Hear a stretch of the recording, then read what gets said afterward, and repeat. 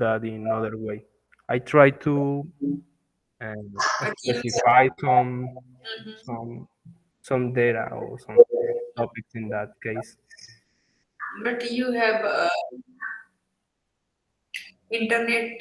I was thinking that you guys will be solving that thing with another method because mine was very specific. Um, but it's fine. It should be clear to you. Was it clear to you? Hmm? Sorry? Was that clear to you, that method, Karnack inequality? I just have the question about the last supposition or uh, the last line in the proof because in that case he says that and similarly we can compute or we can compare the Natural logarithm. w and y. I don't remember the order. So So I would like to ask you to do one thing. Natural Uh, logarithm. in the last statement, I am just writing that in the same way. So rather than writing in the same way, you proceed with the same inequality, and I have written it for x and y. So proceed in the same way. Don't just consider. Like I have established the inequality between w and x. You can see. So I would like to ask you. I haven't uploaded the figure, but the figure is basically this. That was the point I did not upload. So the figure is basically this. Draw this figure and yeah, locate your x, y, z, and w on that circle. After locating it, just write this inequality for w and z, and then g and y. So w and x are related, and in the same way, you will get the same kind of inequality between w and g. Just plot this figure, and then you will get an inequality between z and y. So finally, x is related to w is related to z is related to y. So x will be related to y. So from there you will get that inequality. Like you have to derive that inequality, and you will use this graph. I will take a picture in the iPad. yeah. So It's just graph the balls with radius r and 2r, I think. yeah, so you have to consider that radius, and also you have to consider that x, y, z, and w. The distance between them does not exceed 2r. It is less than 2r. So that is the Yeah, main. Yeah. yeah, So yeah. when you will considering that thing, then you will get that eigenvalue of the Laplacian. Um, so we are in the today. The class is very easy because today I'm not going to prove a theorem like a single theorem I will prove, but that is very easy. Rather than I will solving a Dirichlet problem on a circle, or you can say the Dirichlet problem on a ball, because that is also a very important theme. And meanwhile, I would like to share my screen to show you one thing.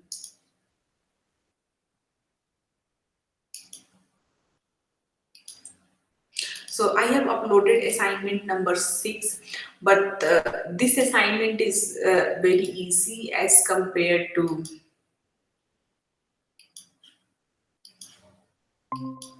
Is it visible? Yeah. Okay, so the first question is like this is my Owen book. So basically, I was seeing that the next week will be eigenvalue of the Laplacian. I'm going to discuss the energy function and the eigenvalue and eigenvalue function expansion. So that is the topic for the next week, and this is the assignment you can see. So this theorem is based on the theorem which I will prove, and this is just a 3 line. Just when I will prove the theorem, it will be a 3 line. In the next one, you have 2 questions. So you have to use the polar coordinate transformation to express this Cartesian coordinate Laplace equation to the polar coordinate. So the plane to polar coordinate means phi position. phi equals to 0. Spherical polar coordinates means there is also an angle phi. But for the plane polar coordinate, this phi becomes 0, and we are left with x equals to r cos theta and y equals to r sin theta. So you have to use this transformation, and under this transformation, this equation is u x x plus u y equals to 0. You have to transform this, because for the question which we are going to discuss today, I will directly use this equation, but you have to see how this equation is coming. And in the same way, you have to see how this equation is coming.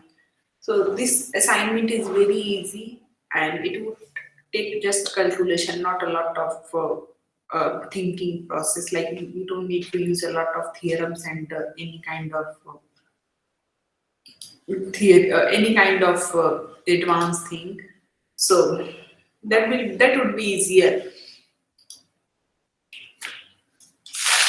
And there is also a proof of the Harnack inequality in McGovern book, so you can take a look on that. It might be that proof will be easier for you.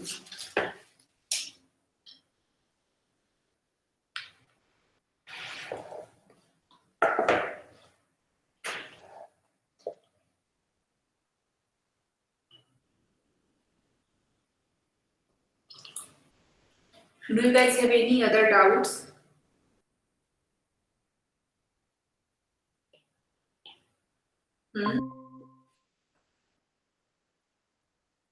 I don't think so. Okay. So let's proceed with the class, and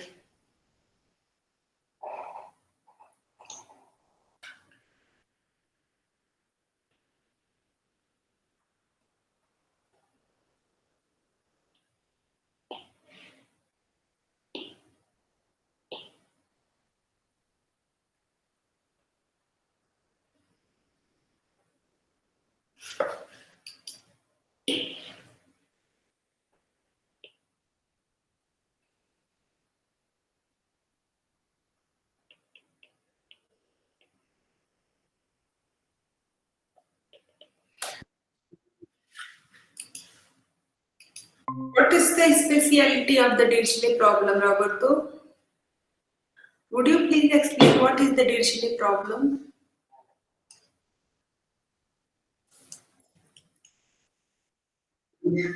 Sorry? Would you please explain the Dirichlet problem? What is the Dirichlet problem?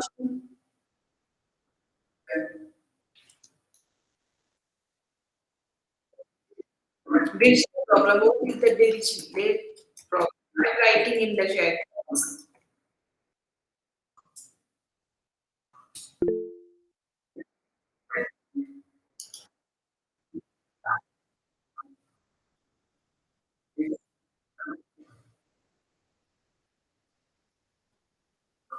No, not initial boundary condition.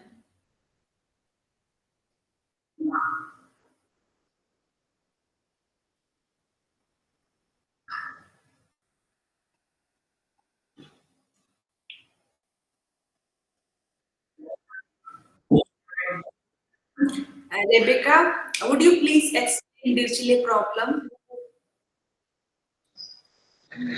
Minus Laplacian of O Your voice, equals to your voice is not. ay, minus Laplacian of O equals to F.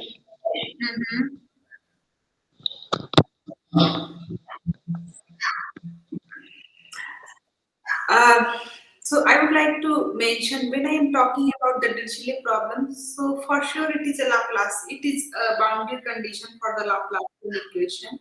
But the main thing about the Dirichlet problem is that the boundary condition is defined only on the u, not any of its normal derivative. If the boundary condition is defined on the dependent variable u for the Laplacian equation, then we call it Dirichlet problem. However, when the boundary condition is defined on the normal derivative of u, on the normal derivative of u, normal derivative along x, normal derivative along y, then it is called Newman problem. When the boundary condition is defined on the normal derivative of u and also on u, then it called mixed boundary value problem or Robinson boundary value problem. So today we will see Dirichlet problem. We will see Dirichlet problem for polar coordinate. Also, we will see Newman problem for rectangular boundary condition. So our aim is to solve a number of questions so that the topic should be very clear to all of you. Because this is the main thing. This is basically more research related problem. So when we have a Laplacian equation, or you can say when we have, so okay, tell me the two-dimensional Laplacian equation is parabolic, hyperbolic, or elliptic?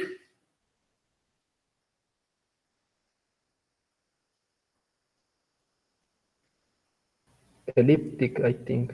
Yeah, so this is the coordinate of this, that is a equals to 1. The coordinate of the coefficient of uxx is 1. The coefficient of uyy, that is c equals to 1. And the coefficient of uxy, that is b equals to 0. So the determinant b square minus 4ac is equals to minus 4 into 1 into 1. So minus 4, that is less than 0. So the determinant is less than 0. That's why the Laplace equation is an elliptic equation. However, the wave equation is hyperbolic equation. That's why when we solve a first order hyperbolic equation, that can be written with the help of the wave equation. So always these are very basic things. Please keep it in your mind.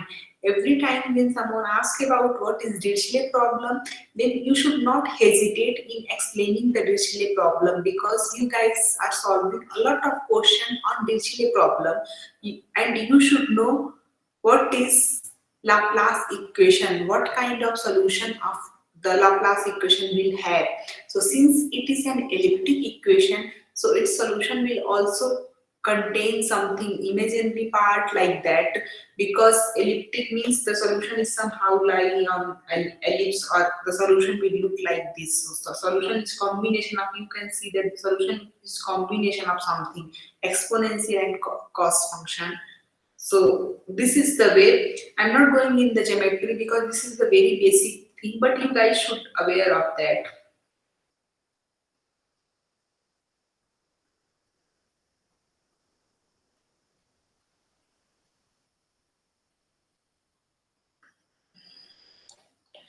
Rebecca, I have a suggestion for you.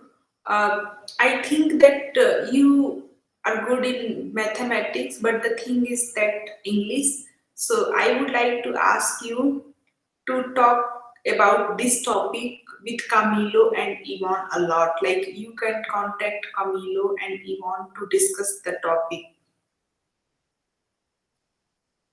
Rebecca? Yeah. So please talk to them, Camilo and Yvonne. These two guys know Spanish, so like it would be great for you, because I'm explaining in a very basic way, but sometimes language might be a barrier, and I don't want that. If you are taking a class, so you should miss something.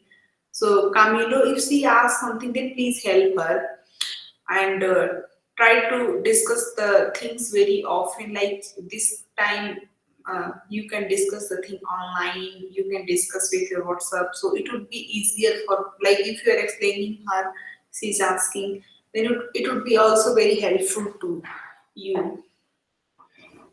Yeah, we met with Rebecca sometimes in the past. Yeah, so it would be great, because I can feel that I'm explaining, but the thing is that language barrier. So it would be great that if you guys can connect and can talk about the topic. Okay. Yeah. So stability theorem. Now we are going to talk about the stability of the Dirichlet problem.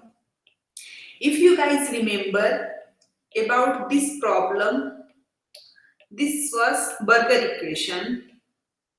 This was Burger equation. So if you guys remember about this Burger equation, then whatever kind of initial data we are gonna choose, whatever kind of initial data we are gonna choose, the solution will have a discontinuity. The solution will have a discontinuity.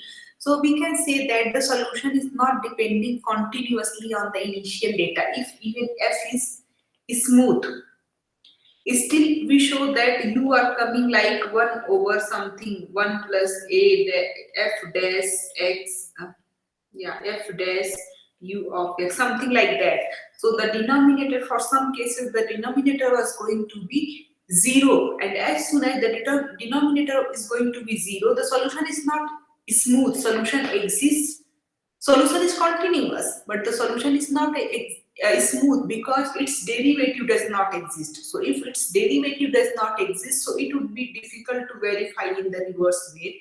So for the first order Cauchy linear partial differential equation, for the first order Cauchy linear partial differential equation, what kind of smooth initial data we were choosing, our solution was going to break down after a finite length of time. That was giving us the definition of the shock wave. That was giving us the definition of a shock wave.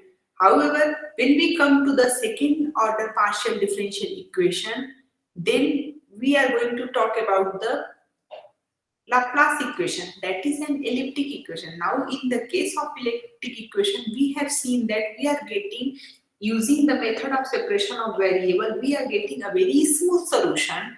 And now we are going to see how the solution is depending continuously on the boundary data. The solution is depending continuously on the boundary data. It means solution is stable. So that is the stability theorem. Is it clear?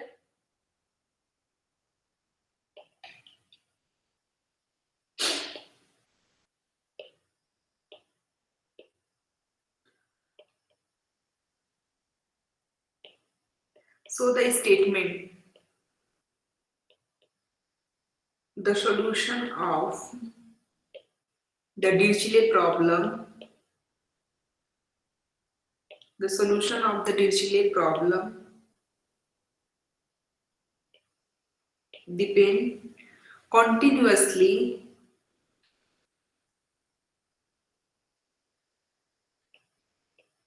on the boundary data. Proof.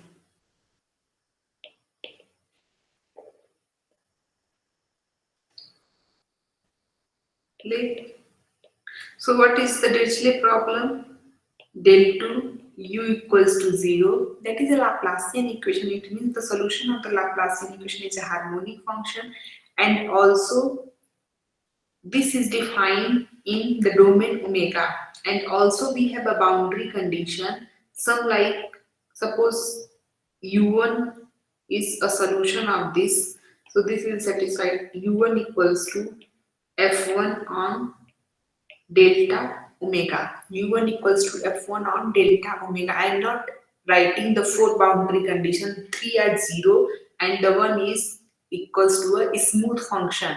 So you guys already know about this and we have discussed it in a very elaborated way.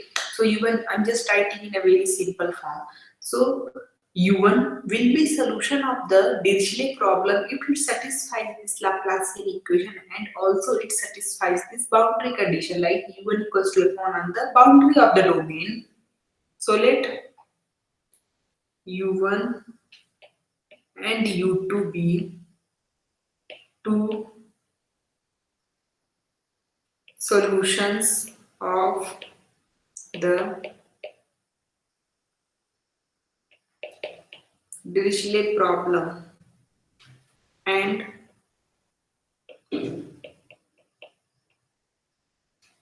let f1 and f2 be given continuous function on the boundary del omega such that if u1 is the solution of the Dirichlet problem, then it will satisfy this Laplacian equation, that is del 2 u1 equals to 0 in the domain omega, and on the boundary this is equals to f1, and also u2 is also a solution of the Dirichlet problem, so it will satisfy this Laplacian equation in the domain omega. Inside the domain omega, basically we are talking about the inside Dirichlet problem, and u2 equals to f2 on. Okay, now tell me what is the difference between inside Dirichlet problem and outside Dirichlet problem?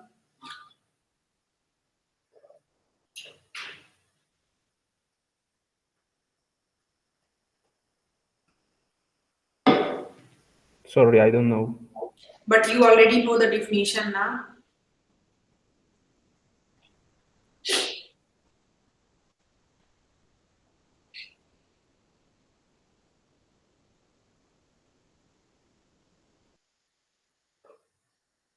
So, interior Dirichlet problem, the normal Dirichlet problem in which the Laplacian is defined del 2 u equals to 0 is defined in the domain omega, and u equals to some boundary on the boundary of the domain, then it called the Dirichlet problem. And in the other sense, if del 2 u equals to 0 is defined on the exterior of the domain omega, like this is the domain, so del 2 u equals to 0 is defined on the exterior of the domain omega, and this condition u equals to f is defined on the boundary. So this is the interior Dirichlet problem, and this problem is the exterior Dirichlet problem. You don't know?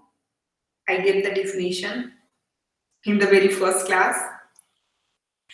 So this is the outside Dirichlet problem. Outside the problem is defined on the outside of a given domain, and in the normal Dirichlet problem, the problem is defined inside the domain omega.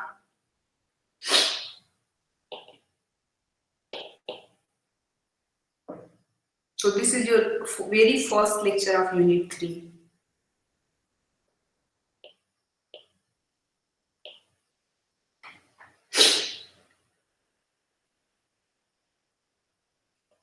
Now let u equals to u1 minus u2. Then del 2u is equals to del 2u1 minus nabla to u2, that is 0 inside the domain omega, and also u equals to f1 minus f2 on the boundary omega. Hence, the difference of these two solutions is also a solution of the given Laplace equation. Hence, u is also a solution of the Dirichlet problem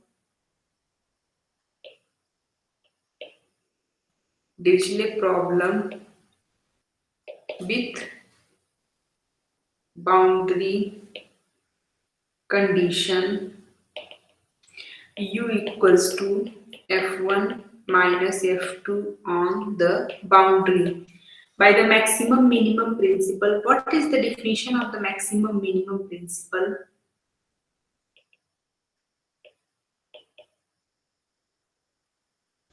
That the maximum value and minimum value of the function u is get on the boundary. No? Exactly. So by using the maximum and minimum principle, you will attain its maximum value and as well as its minimum value on the boundary delta omega. So by maximum minimum principle, this is principle and Latin problem. By the maximum minimum principle, u attains its maxima and minima on the boundary delta omega. So we shall have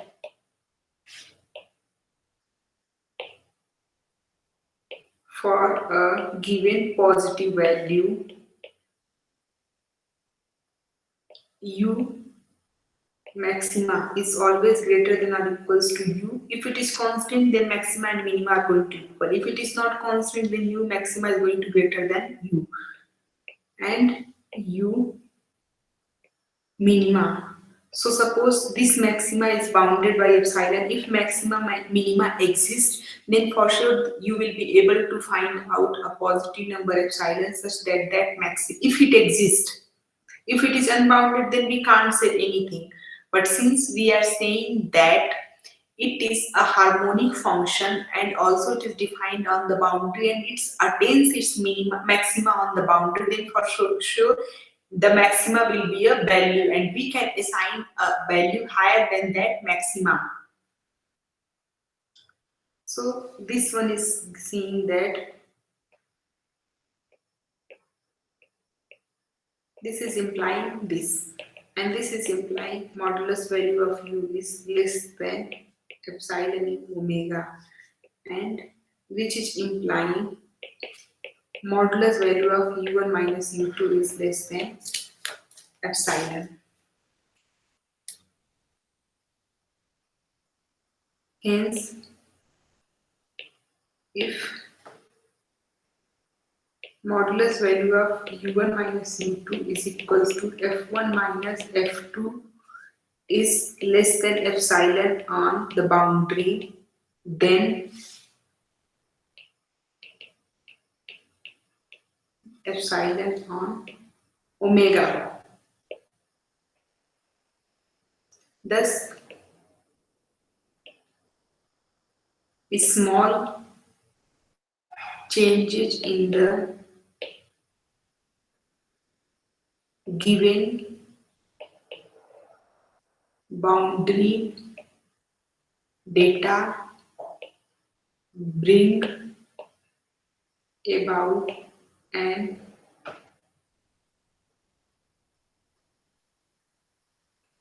arbitrarily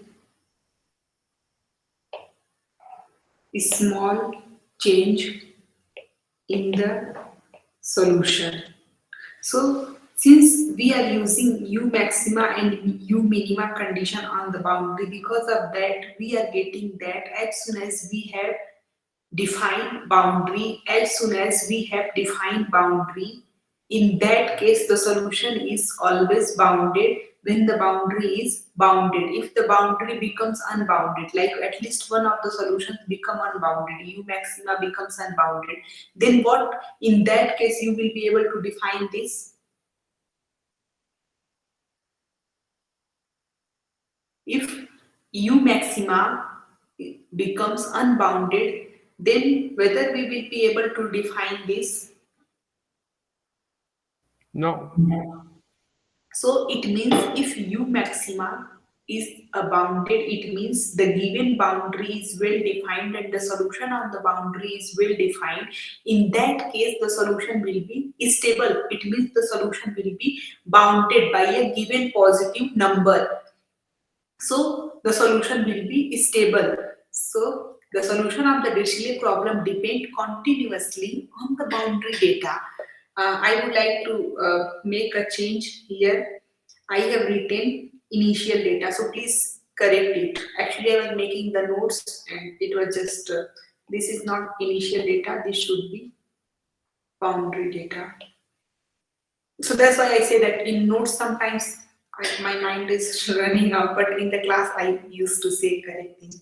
So if you have well-defined boundary and the solution is defined on the boundary and also the bounded, in that case the solution will be bounded. It means the solution is continuously depending on the boundary data, because we know the maximum minimum principle. The maximum is going to attend on the boundary. So if the solution is defined by a function f1 or minus f2, where f1 and f2 are known and bounded function, So if these functions are defined in boundary, it means this function is not going to be infinite on the boundary. The solution is bounded on the boundary, and in that case, we are going to get this stability of the solution. If you have any doubt, then you may ask. Next, we are coming to the Newman problem for a rectangle.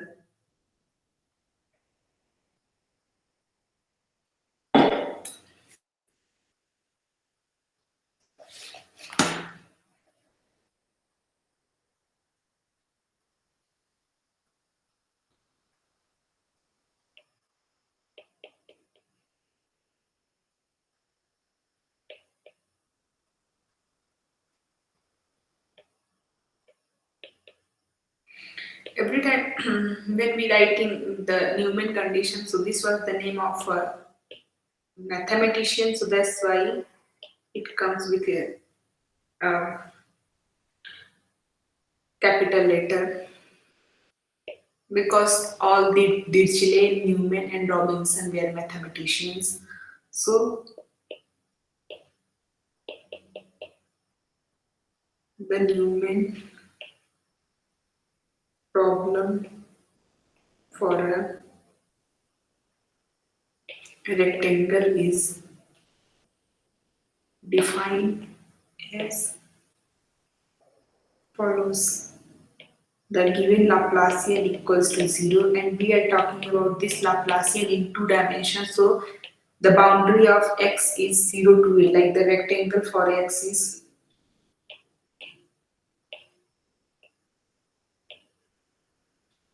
this is x axis, this is y axis. So 0 to a and 0 to b. So this is the rectangle in which the solution is defined. This is the rectangle in which the solution is defined. This is x equals to a line, and this is y equals to b line. Okay, this is y equals to b line. So this is your PD, and the boundary condition is defined for the normal derivative of u along x and along y. So u of x 0 comma y equals to u of x a comma y, it is defined to be 0.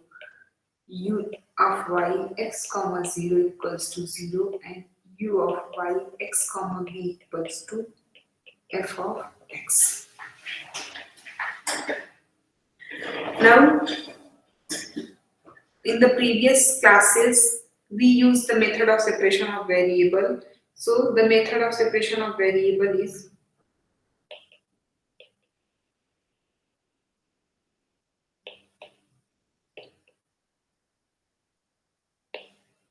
u equals to xx yy, and when we use this method of separation of variable, then we find the general solution of this partial differential equation as u of x comma y equals to c1 cos px plus c2 sin.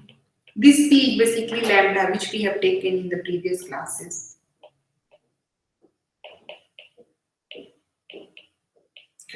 So I have a question at this point. Do I need to write this solution how it is coming?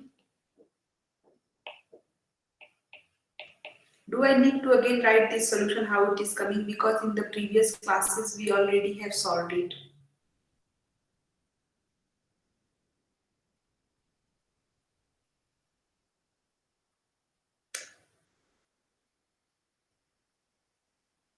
Roberto, what happened?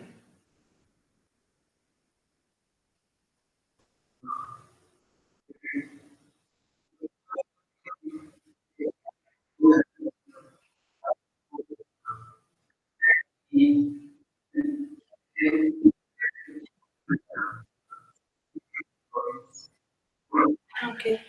So, do you guys know how this solution is coming? with using this method of separation of variable. Yeah. So that is the thing, like I have solved it. That's why I every time say that please try to solve. But in this case, you don't apply the conditions, right? Yeah, I'm just typing the general solution. Now I will be applying Okay. the solution. Yeah. So this I used, and the general solution was an sine mx plus bn sine, like an sine lambda x plus bn sine lambda x product by e to the power lambda y, like dn sine lambda y plus en cos lambda, dn e to the power lambda y plus en e to the power minus lambda y. So this is the thing which I have done, which I have written there. This was your lecture 19, I think, solution of Laplacian. So if still it is not clear, just keep it in this equation and solve, because that is a long process. I'm not going to solve. I'm just, my main focus is on the boundary condition. And if you feel that you won't be able to solve, then please do ask. I can do that for you as well. So the boundary condition is ux0y equals to 0. This is the first boundary condition. So what is the value of ux from here? Ux x comma y equals to c1 cos px is minus sine px into p plus c2 cos px into p multiplied by, this is free from u, so the differentiation will not affect you. Now as soon as we will use the condition ux 0 comma y, this becomes c1 into 0 plus c2 cos 0 is 1 and then p and then c3 e to the power py plus c4. So you guys can feel that you can also replace it with cos hyperbolic y plus sine hyperbolic y. So this is just a way to write it.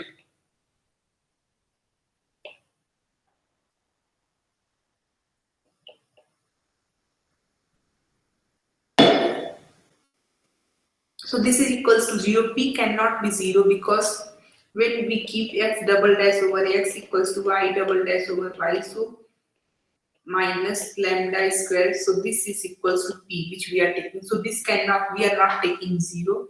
So because of that, p is not going to be 0. And this quantity is, if this quantity is 0, so the solution will be 0. So only we have possibilities on C2. So C2 is going to be 0. Therefore, u xy is equals to c1 cos of px c3 e to the power py plus c4 e to the power minus py. The next initial condition is given, and on ux a comma y, on this boundary. So the boundary condition ux of a comma y is equals to gives, since c2 is 0, so minus c1 p sine of ax c3 e to the power py plus c4 e to the power minus py. This is equals to 0. Again, this cannot be take, we cannot take 0 because y is variable. So we have to choose this one. Now if we take c1 equals to 0, then again the solution will vanish because c2 is already 0. If we take c1 equals to 0, then the solution will be 0 solution. So we have to put the condition on sine ax. When it will be an integer multiple of pi, then it will be 0. In what case sine will be 0? When it is integer multiple of pi. So for non-trivial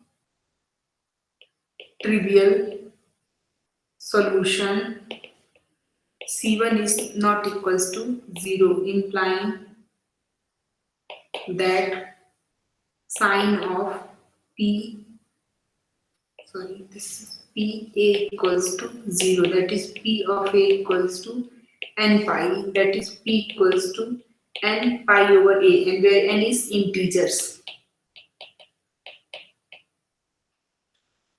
So the possible solution is thus the possible solution is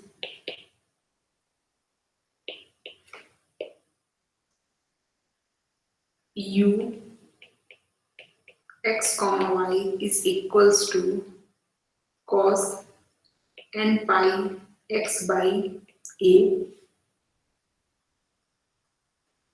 and now I am defining the constant c1 multiplied by c3a e to the power n pi y by a plus c1 multiplied by c4b e to the power minus n pi y over a, where c3 c1 is a and c4 c1 is b.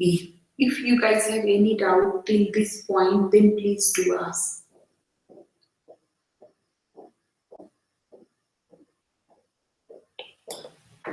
Do you have any doubt? Is it okay? Yeah.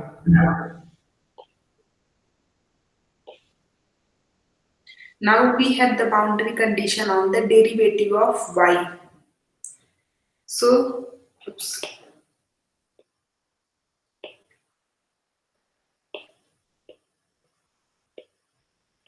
Now uy xy is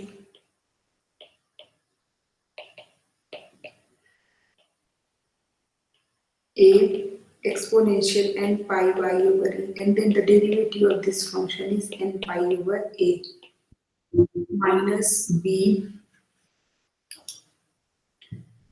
derivative of this is this, and then the derivative of this is going to be n pi over a plus minus n pi over a. So it will be cos n pi x over a, then a n pi over a e to the power n pi y over e minus b n pi over a e to the power minus n pi y over.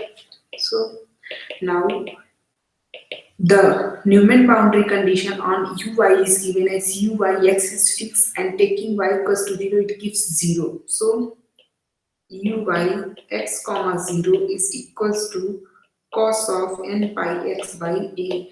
E to the power 0 is 0, e to the power minus 0, sorry, e to the power 0 is 1, e to the power minus 0 is 1. And take n pi a outside. So a into 1 minus b into 1. Now what will be the condition we can take to make it 0? If we are taking a equals to 1, the only possibility is that we can take a equals to b. We can take a equals to b. And thus the solution is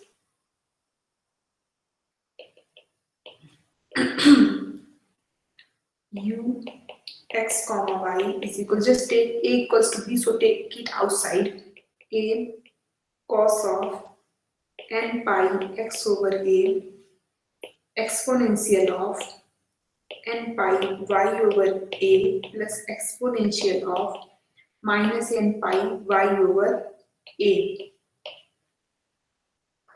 And if we use the cos hyperbolic and sine hyperbolic, so e to the power a plus e to the power minus a is going to be 2 cos hyperbolic and a. So using that, a cos n pi x over a, this will be 2 cos hyperbolic n pi y over a. Now using the superposition principle, take this 2 with this a and write this 2 of a equals to an, because you are defining the solution for n equals to 0, n equals to 1, n equals to 2. So using the superposition principle, the solution of the system will be the summation over n an cos n pi x over a and cos hyperbolic n pi y over b. So take 2a equals to an, and using the superposition principle and defining this 2a equals to an, we get u of x comma y is equals to summation n varying from the integer that is 0, or this is also another way, n from j plus union 0. This is just a way. Whatever you are writing, that doesn't matter.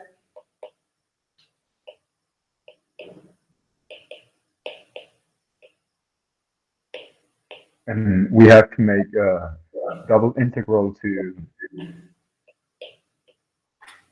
Sorry. get the coefficients. Yeah, just say what are you saying? You have to make a double integral to get the coefficients. W integral? Double integral. Ah, okay. We are going to use the Fourier series because this is cos Oh yeah. x, and then we will be getting not double integral, single integral, because this summation is discretized. But we have a two variable function, right? Sorry. We have a two variable function. Oh, so not double integral. You will say that double derivation to write the solution. Is not it? Differentiation. I'm not getting the concept of double integral. What you are saying? Yeah, like for one variable, the an, the coefficient, is given by 2 over the period, integral from 0 to half the period, and depending on the parity of the function, you get cosine or sine. So why you are saying that it would be double integral? Because since there is only one summation, so if you are going to half-stage Fourier cosine series, still we will be getting a single integral. If there was this summation was on two variables like n and some m, then the double integral will come. Yeah, you just have n, but sorry. Yeah, so if the summation will be 2 like summation n and summation m, then the double integral will be coming like 0 to pi, 0 to pi. Sorry. Yeah. No, it's fine. That was a good thing that to make it clear. So the next boundary condition is again on the derivative. Again on the derivative uy a comma y. The next boundary condition is uy x comma b. Sorry, uy x comma b. That is equals to f of x.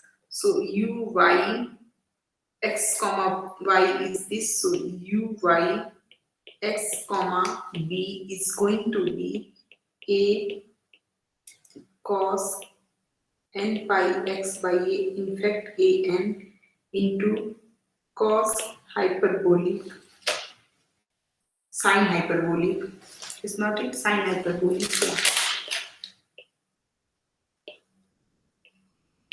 sine hyperbolic n pi b by a, and when we will take its derivative with respect to y, so n pi over a will also be coming. So this is equals to f of x, and again the superposition principle will be coming, summation n varying from 1 to infinite. We are excluding the case of 0 because as soon as you will be taking 0, n equals to 0, so f of 0 is going to be 0. This is going to be 0, that is not possible. So we are excluding the case of n equals to 0. Now which is the half range Fourier cosine series. Therefore, using the Fourier cosine series, an n pi over a sine hyperbolic n pi b over a will be 2 over a integration 0 to a f of x cos n pi x over a dx. From here you can get an equals to 2. It will be cancelled out with this 2 over n pi sine hyperbolic n pi b over a inverse integration 0 to a fx cos n pi x over a dx. So this is the value of an, and the solution is written as u equals to a naught, because at n equals to 0, this is going to be equals to b. So what is this? N equals to 0, a 0, cos 0 is 1, cos hyperbolic 0 is 1. So at n equals to 0, it is going to be a naught.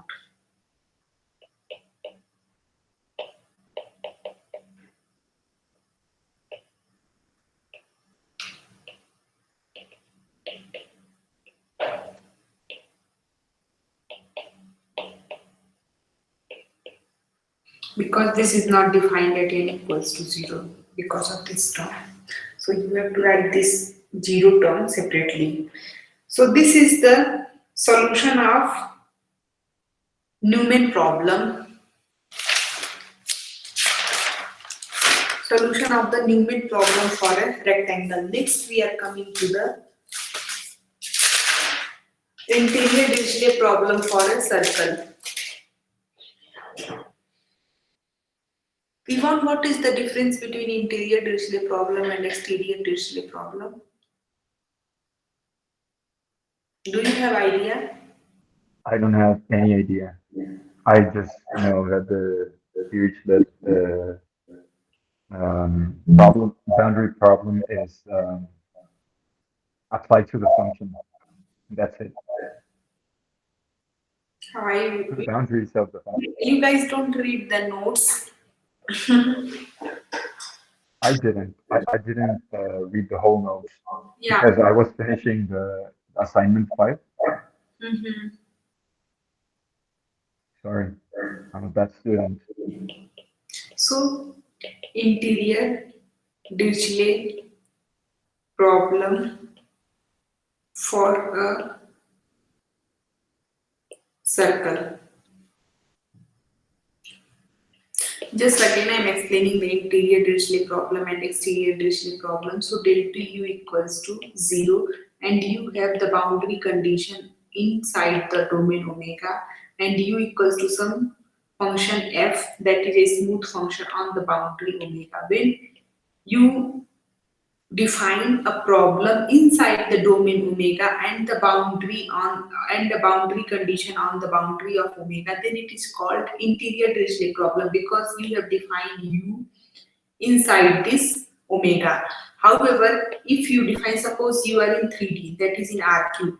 So if you define del 2 u equals to 0 outside this omega, that is del 2 u equals to 0 in R cube minus omega with the boundary u equals to f on this.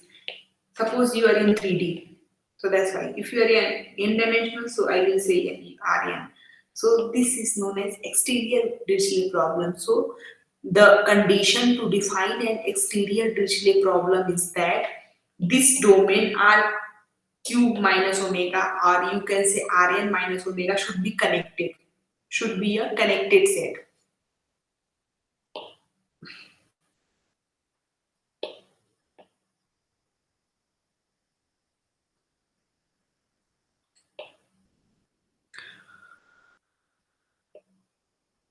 So we define the Dirichlet problem for the circle is defined as del 2 u equals to 0, u a comma theta is equals to f theta.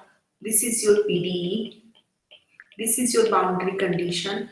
Now, since we are defining this Dirichlet problem on a circle, on a ball. In two dimension, you can say that it is a circle.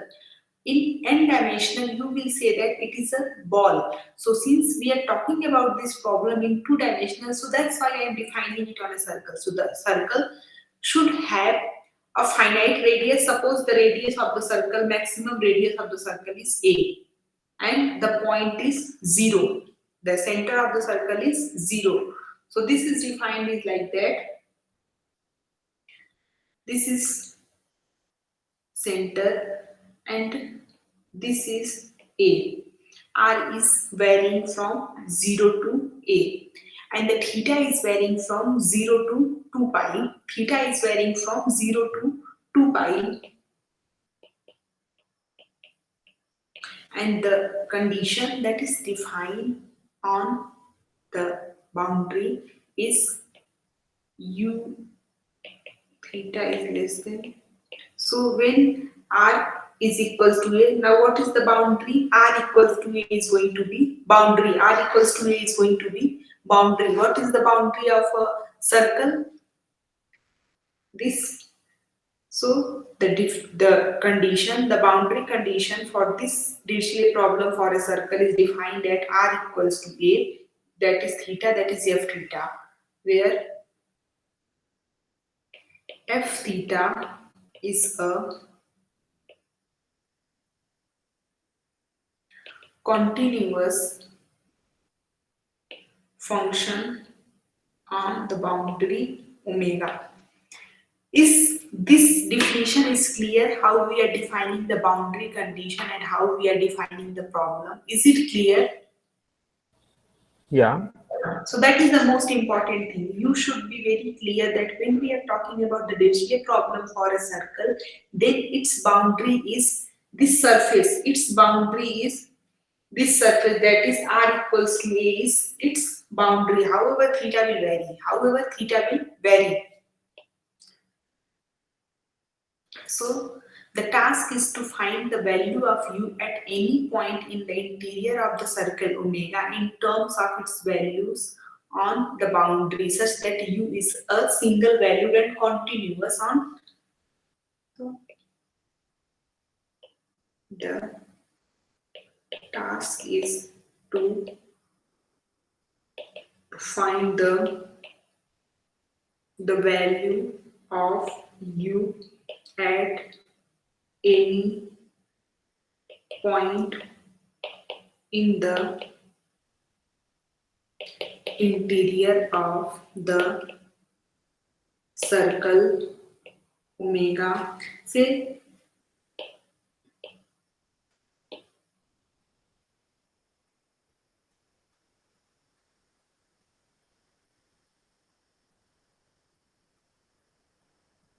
this is your circle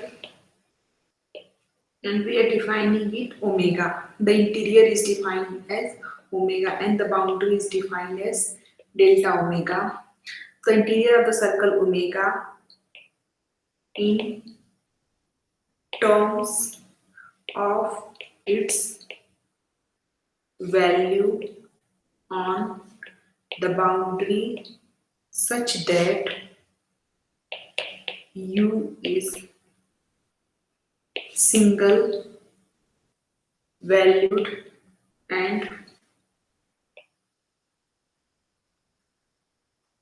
continuous on the closure of the omega. So what is the closure of omega? Omega union its boundary. We have to find a solution which is single valued and should also be continuous on the omega closure. It means it should be continuous inside the domain omega and also it should be continuous on the boundary of the omega, because it should be continuous on the boundary because this f function is a continuous function. So the solution will exist.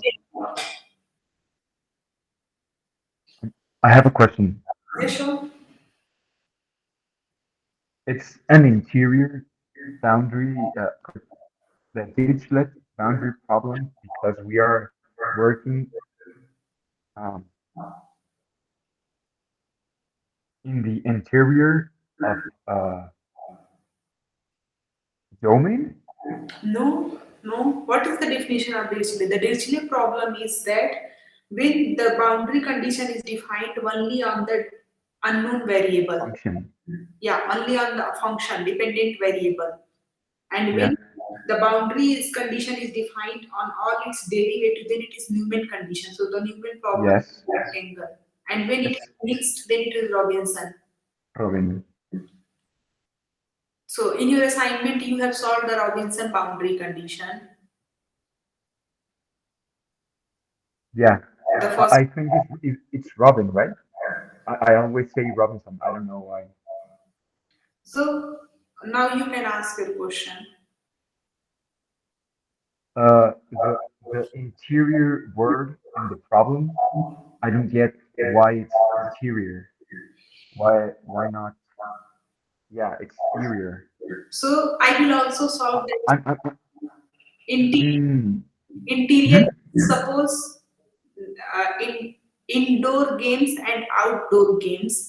If you are playing a games inside your house, then you call it indoor games. And when you are playing some games outside of your house, then you call it outdoor games. So in the same way, if you are defining the problem inside the domain omega, then it is called the interior Dirichlet problem with this boundary condition. And if you are defining the problem outside this domain omega, like inside this, there is nothing different. There is no definition of them to you. You are defining the problem outside. Yeah, actually, yeah. If it's if the function satisfies the Laplace equation outside the the a region V, Yeah, and outside, the con and that huh? outside this region, and also that outside region should be connected. Like there should not be a hole.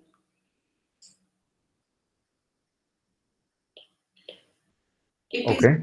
yeah. Yeah, we can always make an interior Dirichlet problem and exterior Dirichlet problem, just reducing. Discussed in the very first class. That's why I was asking the definition.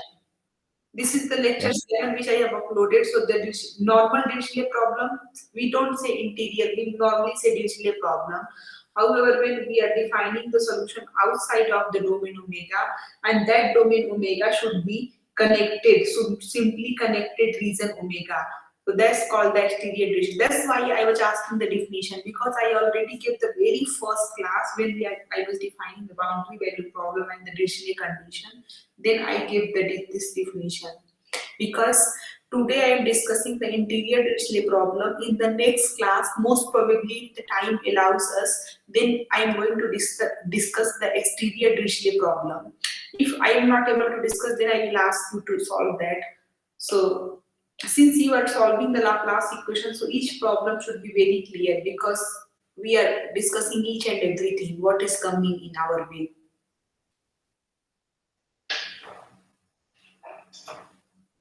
Now, since here the boundary condition is given on theta and r, so the first aim is to solve this Laplacian problem. Should what? What should be our first aim? If the condition is given on r and theta, and the equation is given in Cartesian coordinates, then what is the first aim towards solving this problem? Transform it to polar coordinates.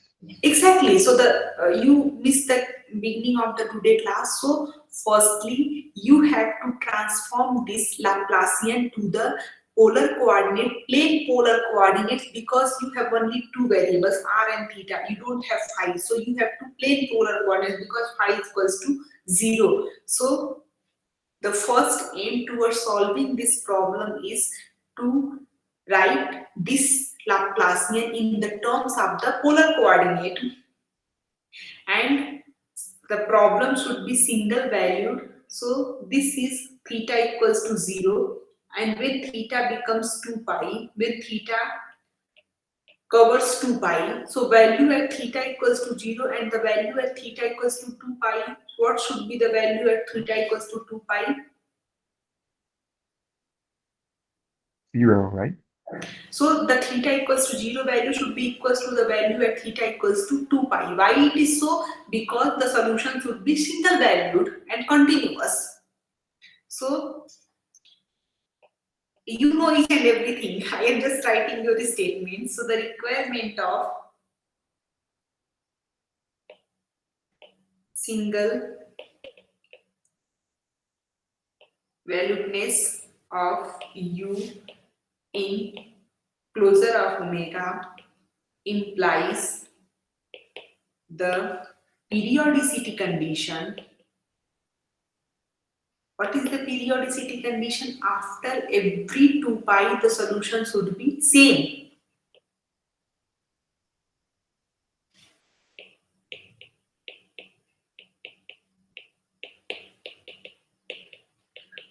And R will vary. This is also going to work as a condition. That is also going to work as a condition to calculate the constant. Now, to find out the solution of this Laplacian equation, we first replace it to the plane polar coordinates. So, from equation first, that is del 2u equals to 0, we write it in plane polar coordinates. X equals to r cos theta, y equals to r sin theta. So as soon as this is uxx plus uyy equals to 0, as soon as we will use this polar coordinate, this equation will reduce to, this is your assignment question. You have to write the Laplacian equation in two-dimensional in plane polar coordinate. This is one of the question in your assignment. So it will be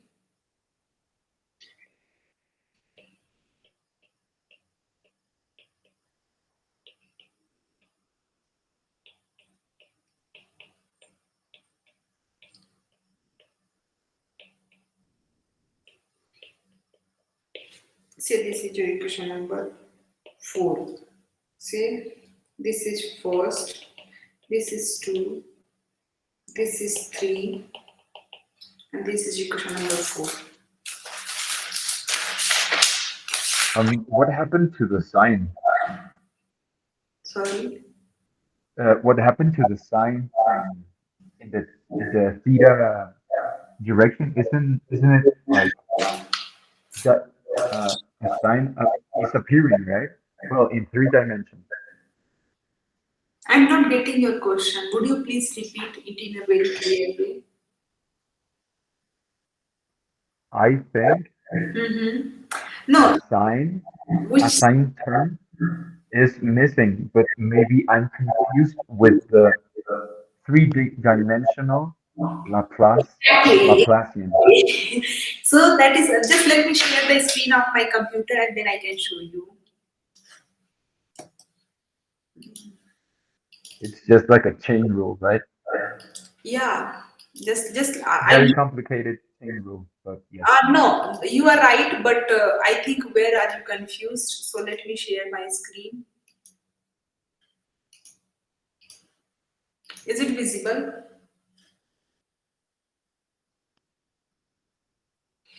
Yeah.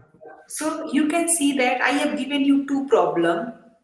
Plane polar coordinates. So when we replace our Cartesian coordinates to r theta phi coordinates, so r theta phi is in 3-dimensional, like spherical polar coordinates. So in r theta phi coordinates, this Laplacian equation is in x, y, and z, uxx plus uyy plus uzz equals to 0. So it will take the form this. So here the sign will be coming.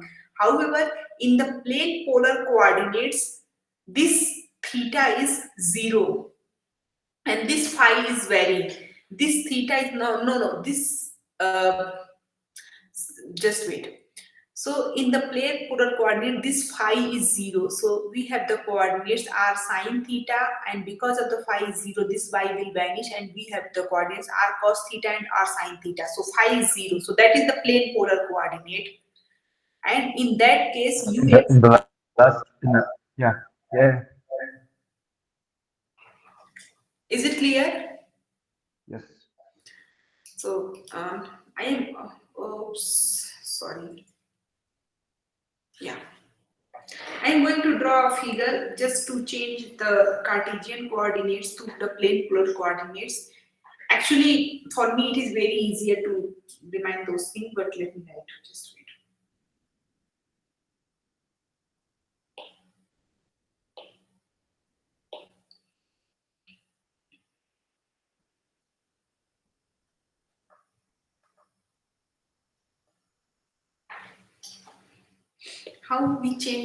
How we use the change of coordinates from the Cartesian coordinates xy to the polar coordinates r theta. So just try to understand. I think you already know. I also told you in the ordinary differential equation course, if you remember.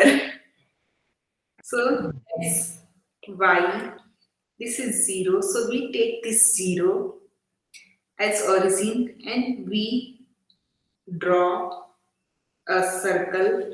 Suppose the radius of the circle is r, which is varying. This is your theta. So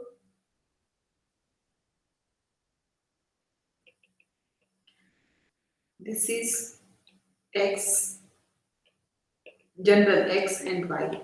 So what is the value of cos theta and what is the value of sin theta? So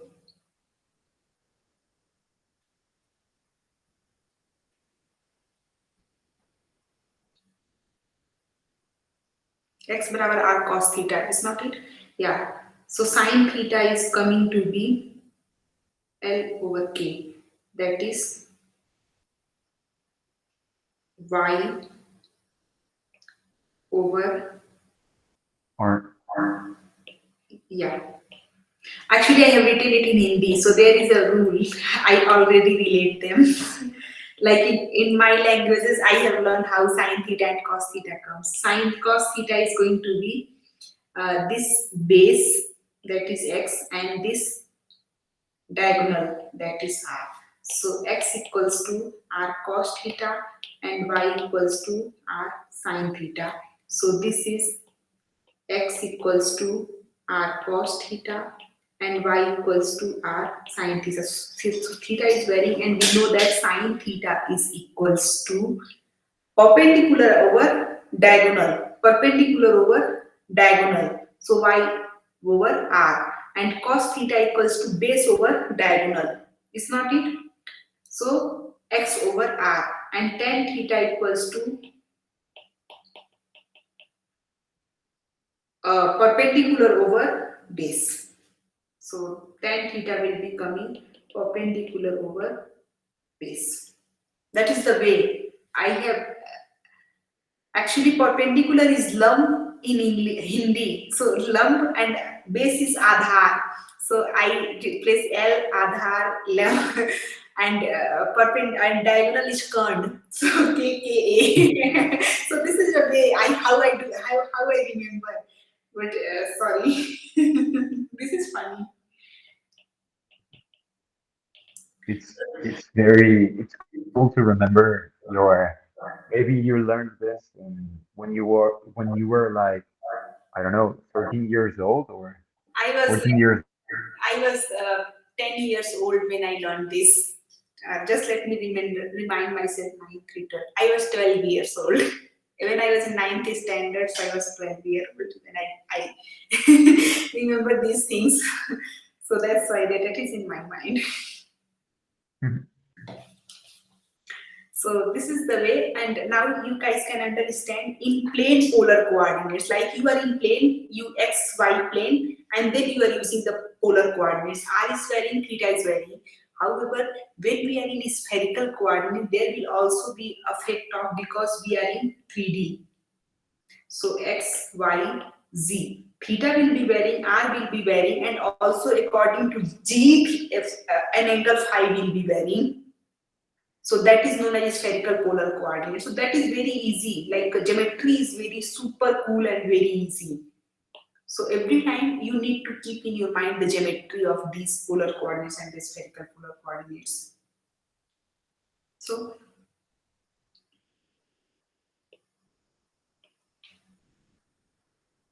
consider the separation of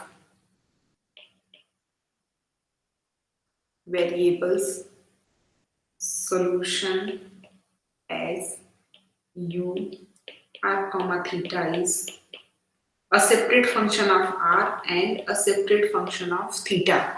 So as soon as you will use this in this equation 4, right?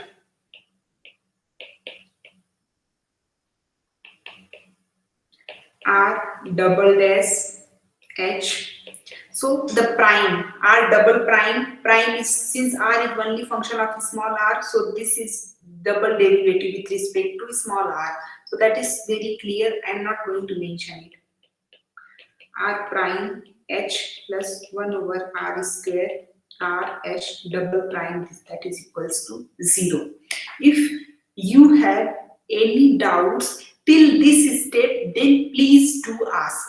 If you have any doubts till this step, then please do ask, like what I have started, how I have defined the condition, how I have defined the periodicity condition, how I have transformed the equation, how I have taken the change of coordinates, and how I am writing this equation. So this is the very basic thing. If you have doubt, then please do ask. And just separate R and H. So R double dash R square R double dash plus R dash over R plus H double dash over H equals to 0. R, we can write it like R square R double dash plus R dash over R is equals to minus H double dash over H. Suppose this is equals to some constant k, because this is function of small r and this is function of small theta, and both are equal, so both should have to be equals to a constant k. Now we are going to solve the Sturm-Liouville's problem. I think Sturm-Liouville's problem. You want what you call Yeah, it? yeah, Sturm-Liouville problem. Yeah, so we are going to solve the Sturm-Liouville's problem. That is our undergraduate course, like I studied in BSc third year. So this is, say, I have written this equation number 4, which is right 4a, 4b. Now case first. Again, we are going to solve this Dirichlet problem inside the circle omega in a very detailed way, so that if I am going to write direct solution of a Dirichlet problem in polar coordinate, then you don't need to ask me, because you have a detailed explanation of that. So if suppose this k is positive, say lambda square, then we write from here r square r double dash plus r dash is equals to lambda square r.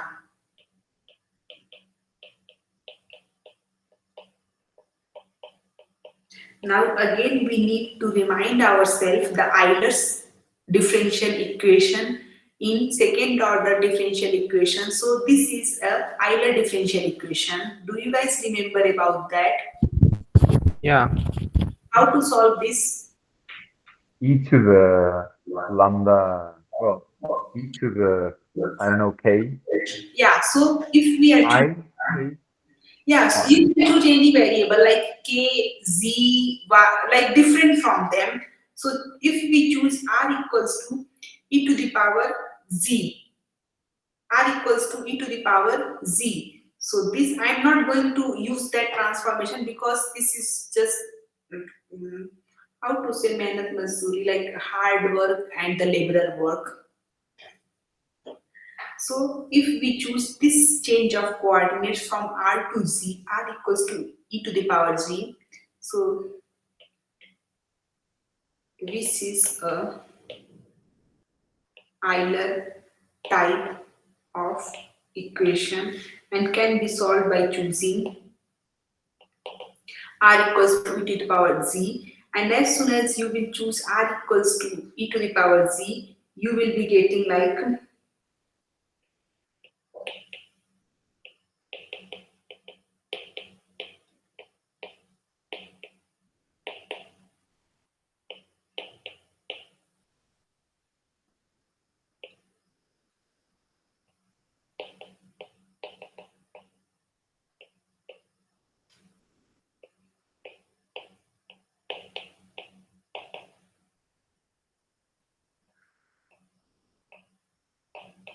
It's not it. So this is the way how we proceed. And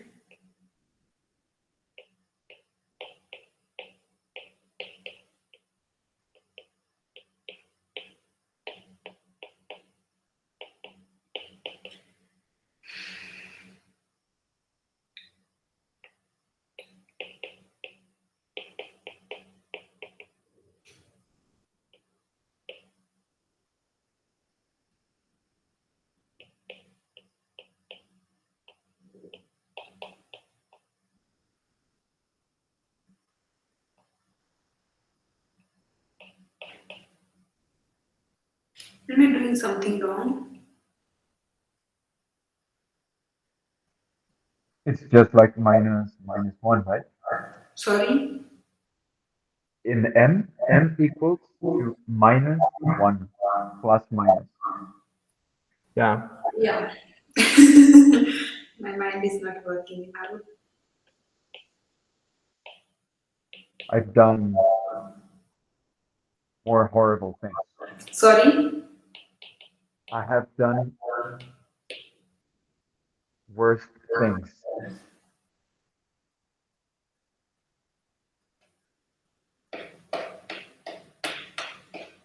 This is saying I am just following a book, and it is saying that its solution is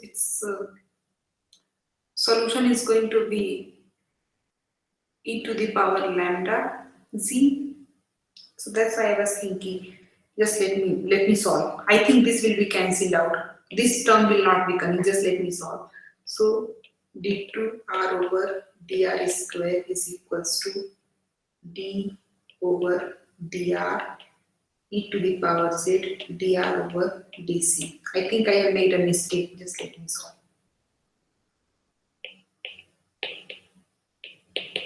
D over dc e to the power c dr over dc into dc over dr. So e to the power c dr over dc plus e to the power c d2r over dc square, and then dc over dr is e to the power minus 8. So d2 dr over dc plus d2r over dc square, and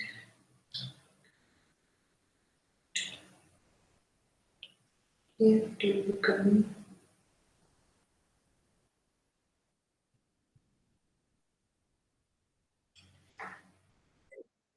yeah, sure.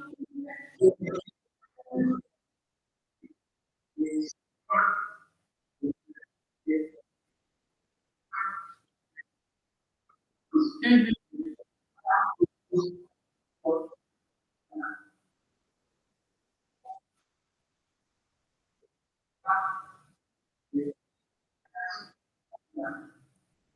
Yeah, I got it. D2 r over dc square minus lambda square. You are right. So basically, this dr over dc, when you will be keeping the value of d2r over dr square, this dr over dc will be cancelled out. So I am making a mistake.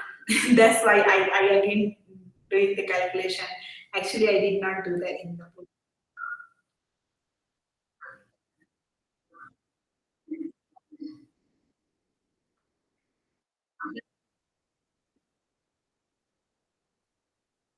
Mhm.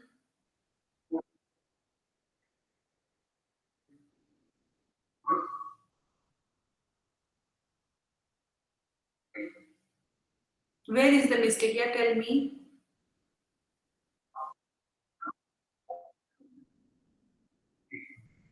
You can tell in the Spanish, and I think Yvonne and Camilo are going to translate. You can tell in the Spanish if you want.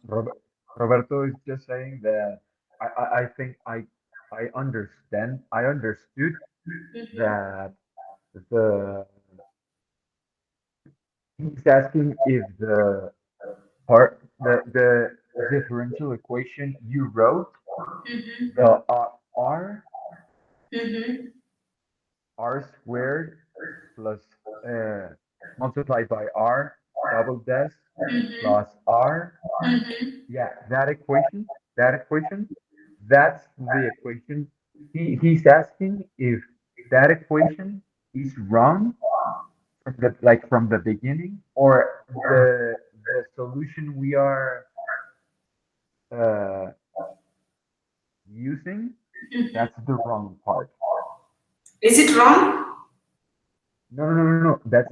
That's actually the question. Like, if this equation, the the one you um yeah, that one, if that's right, that's the question. If that's right, or the method we are using is wrong, which one is right? Like, we make a mistake from the beginning, or we make a mistake from the beginning, or No. we are making a mistake in the method. So this is correct. This is correct. Okay. The thing is that when I am using this transformation r equals to z e to the power z, so this equation will transform to d2r over dz square minus lambda square r. So that's what I make a mistake here, and that's what I was trying to correct. Oh, sorry, my friend. I'm so bad at understanding you. So sorry, really very sorry.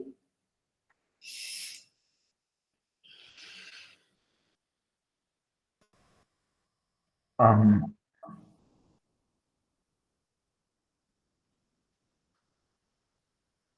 One solution of this differential equation, it's e to the minus, well, no, no,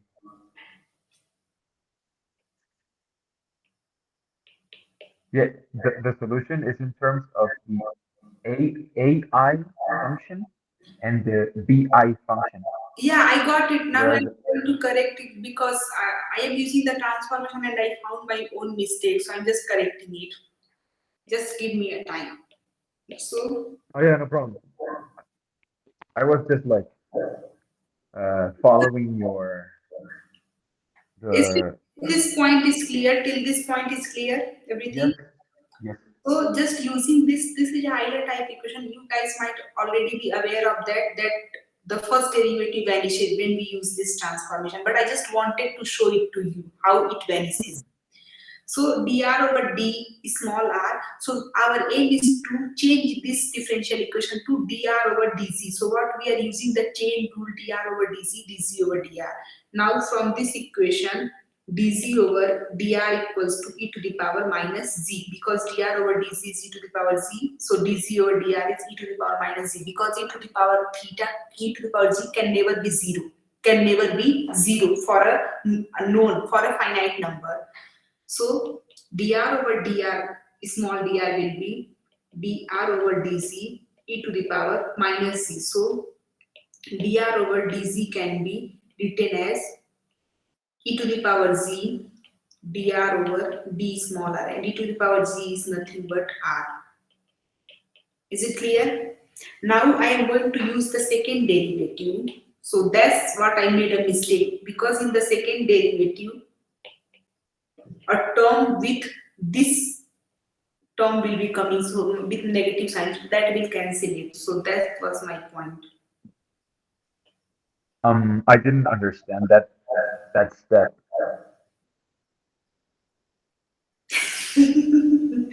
Where you are Like, confused? Would you please explain me where are you confused? okay, we are taking R to be e to the power c, Yeah. where c is a c uppercase c. E to the power z. Z is the variable transformation. I am transforming the variable from r coordinates to z coordinate. Is not it? Sometimes Yeah, I so, just change the coordinate to make it easier. So I'm okay, just I'm confused because R is equal to e to the c, but c right there is like a uppercase C. I thought that was like E to the another. power z exponential e to the power x e to the power z. Same. But why dr over dc? The derivative? Mm-hmm. Ah, okay. Yeah. Okay, Wait, perfect. I'm not getting exponential of z is exponential function e to the power z. The problem was that the C you wrote was different than the C with the with the leg. This C it has like a leg, and the C you wrote that confused me because I said okay, then C E uppercase is equal to some function of F C lowercase. No, it is exponential of z. Perfect. dr over dc is again exponential of z, so dc over dr is exponential of minus of z. That's it. Yeah. Then you invert the differentials and you get the exponential to the minus C. Sorry. Yeah. I am just doing disaster here.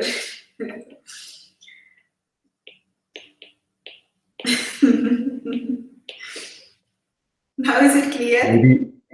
Yeah. Sorry. dr over dc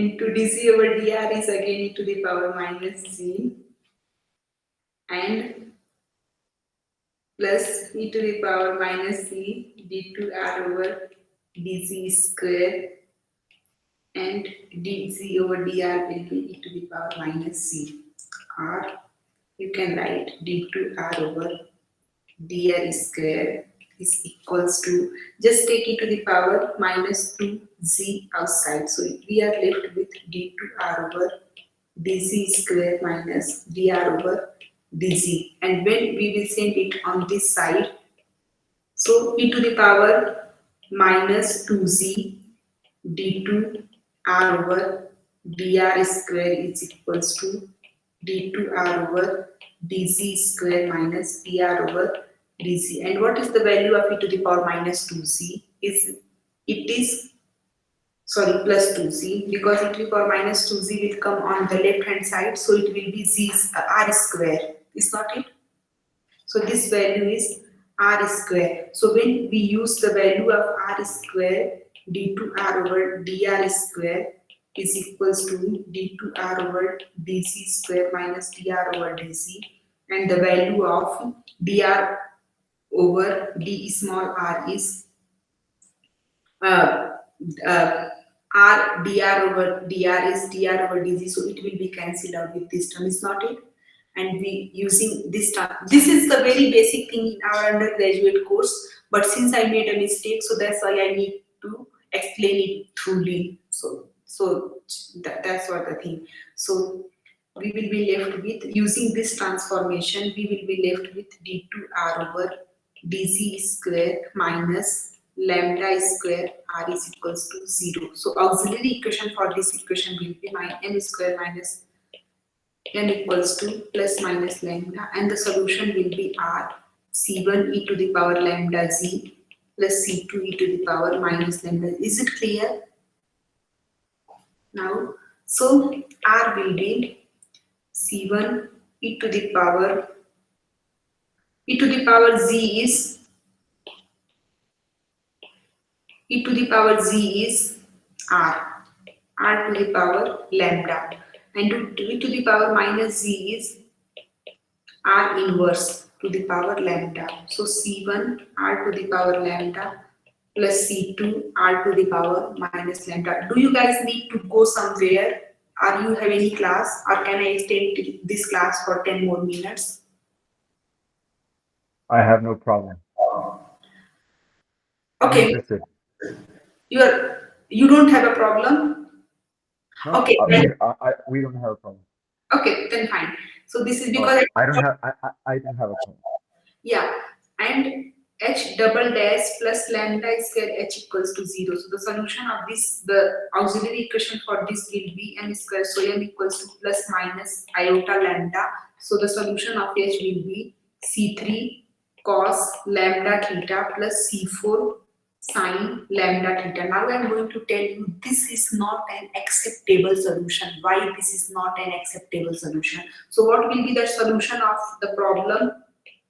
Sorry, u of r comma theta is the combination c1 r to the power lambda plus c2 r to the power minus lambda, c3 cos lambda theta plus c4 sine lambda theta. This is the total solution of the given Laplacian equation in polar coordinates. Is it clear? Now, would you guys be able to tell me why this is not an acceptable solution on the interior of a circle? Just tell me, is it possible to accept this solution? And if it is not possible, then why? Because in r equals to 0, the solution is unbounded or something like that. Exactly. So r equals to 0 point. When I was explaining, when r equals to 0, that is coming inside the domain omega. That is coming inside the domain omega. So as soon as we are taking r equals to 0, this solution is not acceptable. It means this is not an acceptable solution. Next, we are coming to the second case. I will discard two Sturm-Liouville case. I will be stuck with only third Sturm-Liouville case. That is the case here. Case 2. Let k equals to, suppose that this constant k is a negative value. So k equals to minus lambda square. So r square r double dash plus r dash plus lambda square r equals to 0, and the second condition will be this. Now again this is Euler equation. Again this is Euler equation. You will use the same transformation. Then you will be getting d2r over dc square plus lambda square r equals to 0. So the auxiliary equation will be giving you imaginary roots, and in that case the solution will be r equals to c1 cos z plus lambda z plus c2 sine lambda z. And what is the value of z? R equals to e to the power z, so z equals to logarithmic of r. Is not it? So r of r will be, this is r of z. So r of r will be c1 cos lambda z equals to logarithmic of r plus c2. My handwriting is very bad, so please ignore that. Lambda logarithmic of r. Again, I am going to, and from here you will be getting h equals to c3 e to the power lambda theta plus c4 e to the power minus lambda theta. So the combined solution of the system will be c1 cos lambda logarithmic of r plus c2 sine lambda logarithmic of r multiplied by c3 e to the power lambda theta plus c4 e to the power minus lambda theta. Again, is it an acceptable solution? Whether you are able to define logarithmic at 0? No. So again, it is not an acceptable solution inside the domain, because we are talking about the interior Dirichlet problem on the circle. So not acceptable solution. Again here, now the third case, like the Sturm-Liouville's third case is only the exterior acceptable solution.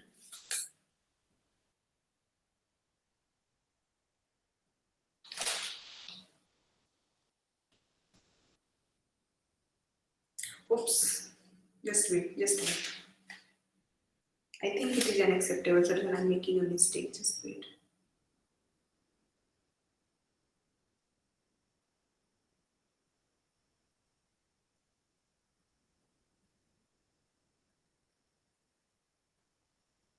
Yeah, because logarithmic of In the 0. previous one, I made a mistake in the previous one.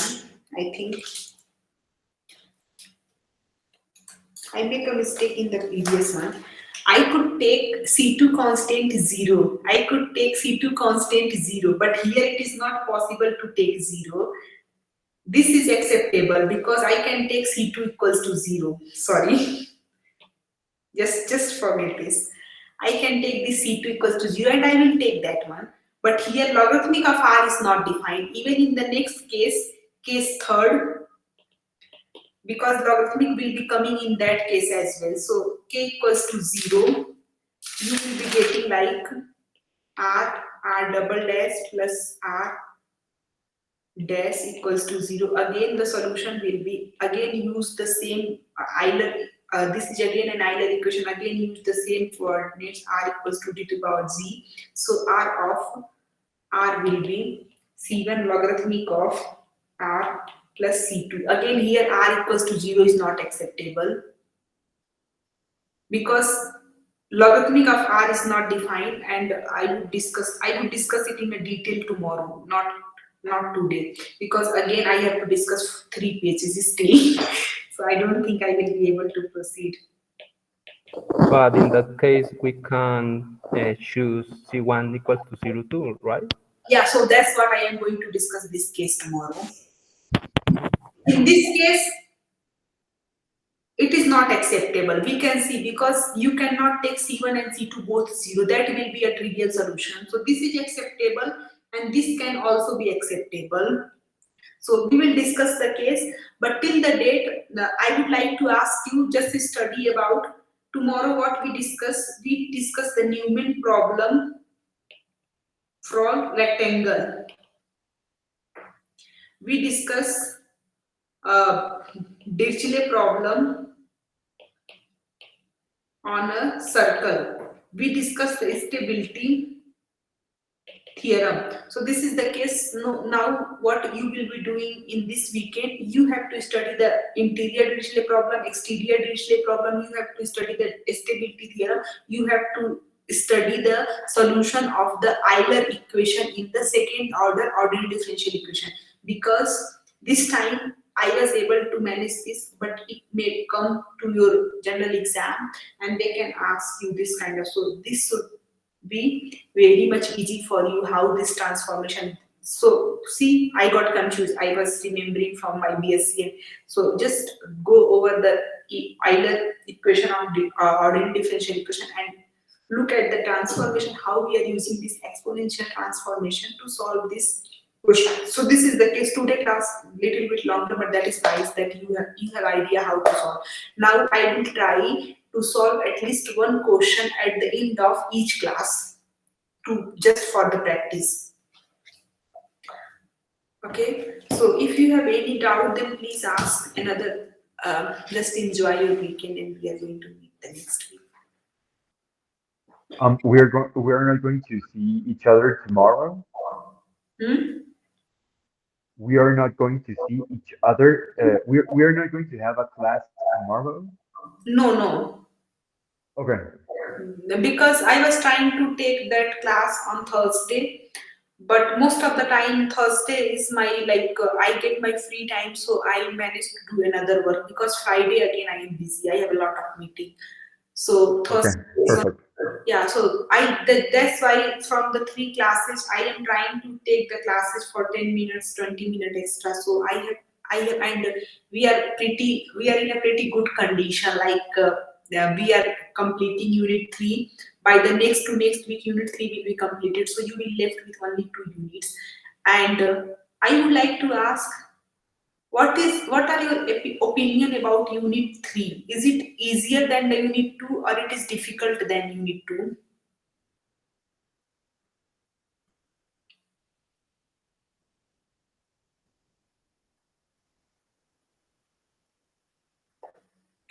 Unit 3 is ¿Qué easier. opinas, Camilo? Sorry. Nada, le preguntaba a Camilo. Some topics are difficult for me, but other topics are easier for me. And for Like this topic was easier for me, I think. and this But was difficult. For example, the mean value principle is a little difficult for me to understand that. Yeah, because yeah, just explain. I'm listening to you. Just let's